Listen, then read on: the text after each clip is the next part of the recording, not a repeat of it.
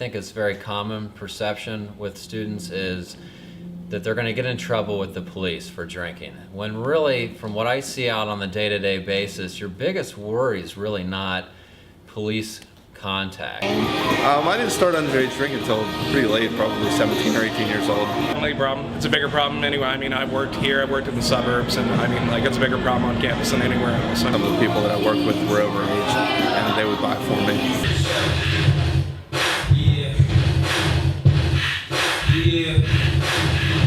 I went into the store, I bought some alcohol, I had a fake ID in it down the street, and was gonna go back to the dorms, you know, put the alcohol in the bag like most people do. I got arrested by an undercover cop. He had a Buckeyes jersey on. I got provided alcohol to a minor, possession of alcohol, and possession of a fake ID. So 3 charges. Well, obviously everybody has to have an ID when they come in. There's no exception to that rule. Yeah, on a campus where primarily everyone's 18 to 21, so I mean, we get people trying to sneak in.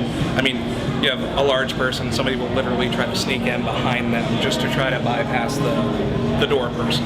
Just kick them out on the spot, especially if it's not an 18 and up day, especially if we catch you, because we could get fined. I mean, we had that on a couple days ago.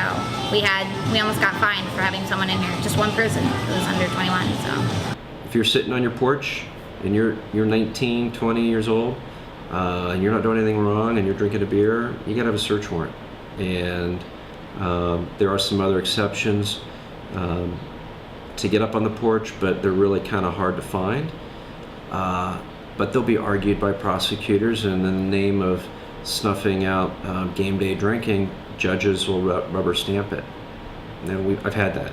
And I see 2 undercover cops roll in. They have badges, they have their Buckeyes jersey on, of course, but they also have little headsets. That's how I knew them right away. They grab my arm, I run. I ran like 30 blocks away.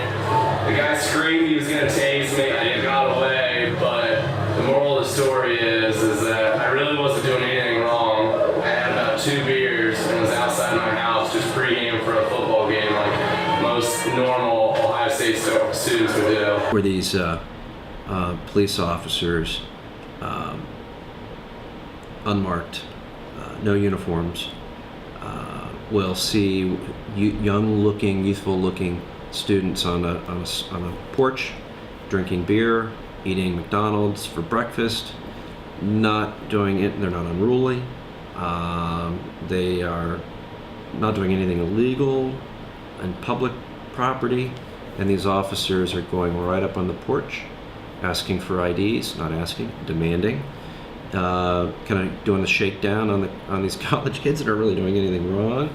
And the theory is we'll snuff out the fire, snuff out the forest fire when it's just a match. It's always been our policy from day one that it's always an arrest. So for the last 8 years, anyone that's on game day from the STOP program that's consuming or possessing alcohol goes to jail. If you're trying to take over the street or throwing bottles, throwing rocks, doing anything that you may have seen on YouTube recently from another university, we're going to be moving in very quickly. It also protects OSU's reputation because, again, this is big news. When you guys get into a riot and all this stuff happens, maybe fun for like 5 minutes, but then it's played repeatedly on national news, and everybody forgets about the big accomplishment, you know, Buckeyes had that day or whatever. All they know is 30 people arrested and a bunch of fires were started. Now, like Commander said, over the past several years, there has been a better time of things on game day. We've had less problems. We haven't had the rioting that we've had in the years past. So, again, STOP is going to de-escalate this year. This is something new that we've never done before, but the first 2 games of the year this year, we are going to summons. That's going to be our preferred way of handling the situation. Not arrest, but summons. They're trying to be very preemptive.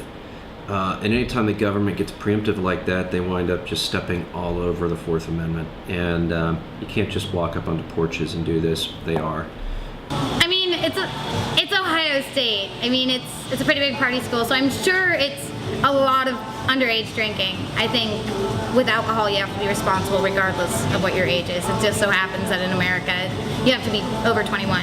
So.